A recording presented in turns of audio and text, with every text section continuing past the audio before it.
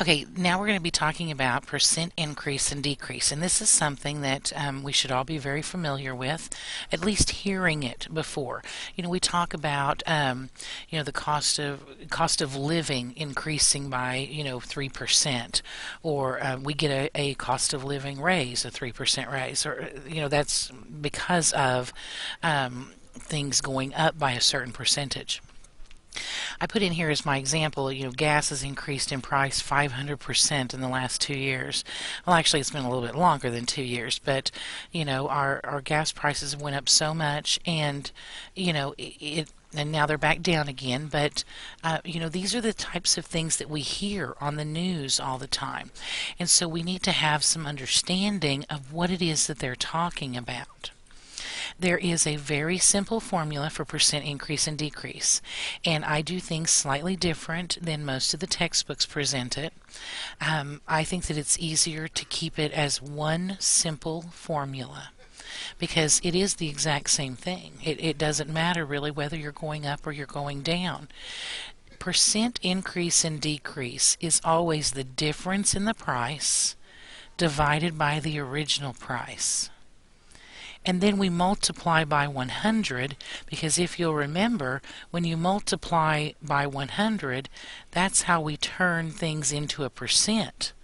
So it automatically will turn it into a percent if I multiply by my answer by 100. Let's show you how this is going to work.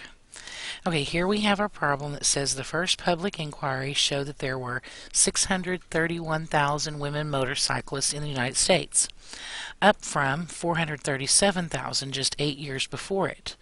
Find the percent of increase in the number of women motorcyclists during these 8 years. Well, keep in mind that I said this was a very simple formula. We need to keep it simple. We talk about as being the difference divided by the original, or you can't even say the difference with respect to the original.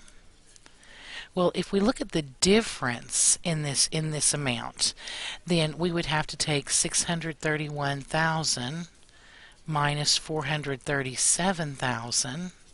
That would be the difference. Difference meaning subtract them over the original.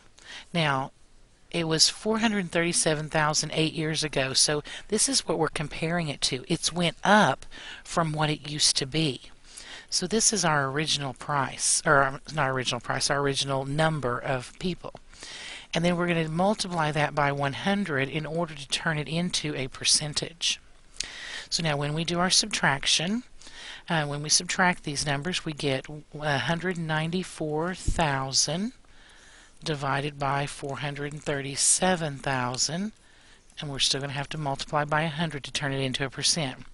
Now this I would just go ahead and do on our calculator. You can do your division, 194,000 divided by 437,000, and then whatever that number is, we can multiply that by 100.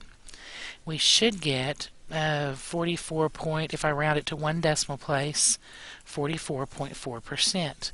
This is percent increase. Now we're going to do the same exact thing for percent decrease actually. Percent decrease is the same formula, the difference over the original. So it looks like these industrial accidents are falling from 979, they're falling to 979 from 1217. So our difference would be what happens when we subtract these and over our original. Well, they used to be 1217. They have fallen. So our original price, our original amount here would be 1217. And then we have to multiply by 100 to change it into a percent.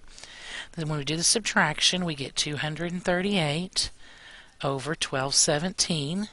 And then I would just use my calculator to do that, and then multiply by 100 to get 19.6% if we round to one decimal place.